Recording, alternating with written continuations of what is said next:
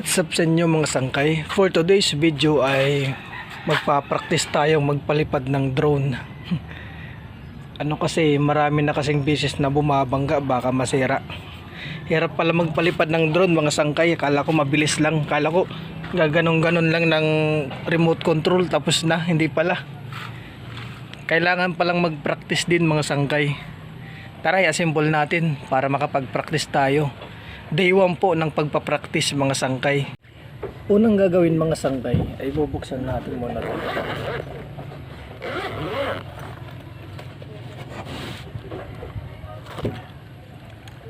Ito po yung drone natin mga sangkay, T420, T420.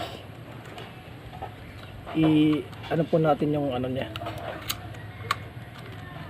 Buksan natin yung sagad talaga mga sangkay para yung lipad, at saka lagyan natin nitong guard para dito sa pala. Ito kasi protection kasi ito, baka bumangga tong drone mga sangkay sa mga kahit saan, hindi mababali agad yung mga pala kasi may guard lalagay natin. May siya dito mga sangkay, may parang dito inaano yung ganito, dito connect clip ganyan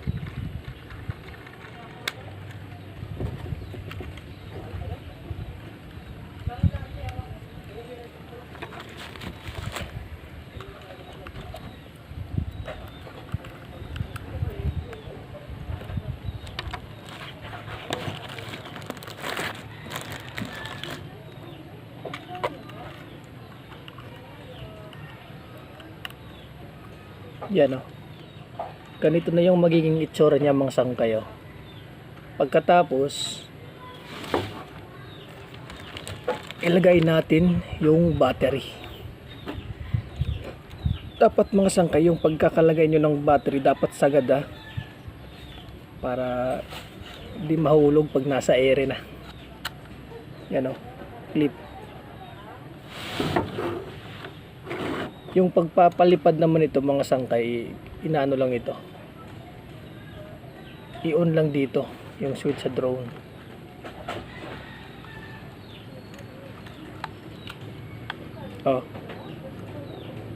Di ba nagbi-blink yan mga sangkay? So sunod mong i-on yung controller. Nag-iilaw-ilaw din yan. So yung ginagawa ko mga sangkay para agad makonek, yung ginagawa ko is inaano ko lang dito yung controller. Sabi kasi sa nung binilang ko nito, yung pinasa niyang video, once daw na nag-stop na yung pagbi-blink, it means connected na daw yung wifi sa controller, o yung controller steady na din. So pwede na nating paliparin mga sangkay. I-warm up muna natin.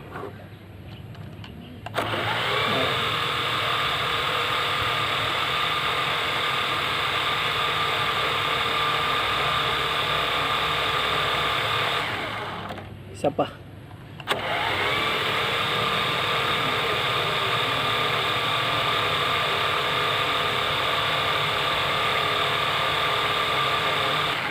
Okay, paliparin na natin mga sangkay. First attempt mga sangkay, bumangga agad. Napakamot na nga lang ako sa ulo ko dyan mga sangkay. Ito na yung pangalawang attempt ko mga sangkay. Buti na lang naging maayos na. Medyo okay na. Nakakapalipad na ako ng Pero bumabangga-bangga pa yan dyan mga sangkay.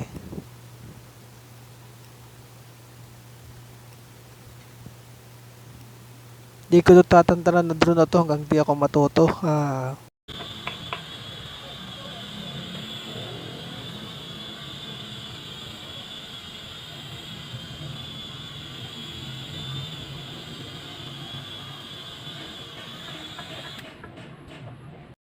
Pangatlong try ko na to mga sangkay.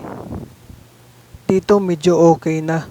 Pwede na nating paliparin ng todo-todong taas. Joke lang, wag muna, baka mawala na naman.